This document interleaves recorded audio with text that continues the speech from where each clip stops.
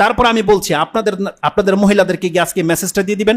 মুসলিমে রয়েছে রাসূল সাল্লাল্লাহু আলাইহি ওয়াসাল্লাম বলেছেন, প্রত্যেকটা প্লেট, প্রত্যেকটা গ্লাস, প্রত্যেকটা পাত্র যা আপনি ব্যবহার করেন, হাত্তা চামচ যেটা যা কিছু আছে যেটা আপনি ব্যবহার করেন, লবণের বাটি পর্যন্ত, সেটাকে উপর করে রাখবেন। খালিটা হলে উপর করে রাখবেন, আর না হয় যদি কিছু থেকে থাকে সেটাকে ঢেকে রাখতে হবে। রাসূল সাল্লাল্লাহু আলাইহি ওয়াসাল্লাম বলছেন একটা কাঠির টুকরাও যদি হয় আপনাকে ওটা উপরে দিয়ে রাখতে হবে। কেন? রাসূল সাল্লাল্লাহু আলাইহি ওয়াসাল্লাম বলছেন প্রত্যেক বছরে একবার আকাশ থেকে বালা মুসিবত নাজিল হয়। যদি কোনো পাত্র খোলা থাকে সেই পাত্রতে সেই ভাইরাস পড়ে যায় আর মানুষ আক্রান্ত হতে পারে। এই হাদিসটা মুসলিমে রয়ে গেছে। এজন্য তাদেরকে বলবেন সন্ধ্যা হলে ঘরের দরজাগুলোকে লাগিয়ে নিতে এবং হাত ধোয়া ছাড়া যেন কোনো কিছু স্পর্শ না করে। বাচ্চাদেরকে প্র্যাকটিসিং করাতে বলেন, আর প্রত্যেকটা খাদ্যের পাত্র সেটাকে ঢেকে রাখতে বলবেন। আপনাকে যদি একটা গ্লাস পানিও কেউ এনে দেয় সেটাকে বলবেন যে ঢেকে নিয়ে আসতে।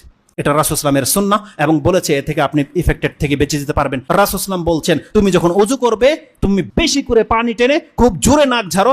তার মানে কোনো ব্যক্তি সিয়াম নেই, রোজাদার নেই, তার মানে কতটা প্রেসার দিতে বলেছে এই ক্ষেত্রে যে পানি তোমার হলকে চলে যাক, এত বেশি তুমি পানি টানো এবং নাক ঝাড়ো, এটা একান্ত জরুরি। দ্বিতীয়ত রাসূল সাল্লাল্লাহু আলাইহি ওয়াসাল্লাম কি বলেছে, যখন কোনো ব্যক্তি ঘুম থেকে ওঠে সেই জন্য তার হাতটাকে পাত্রে সরাসরি না ডুবিয়ে দেয়। কেন? কারণ তুমি জানো না রাতে তোমার হাত কোথায় ছিল। তার মানে আমাদেরকে কি না জানানো হয়েছে আপনি বলেন।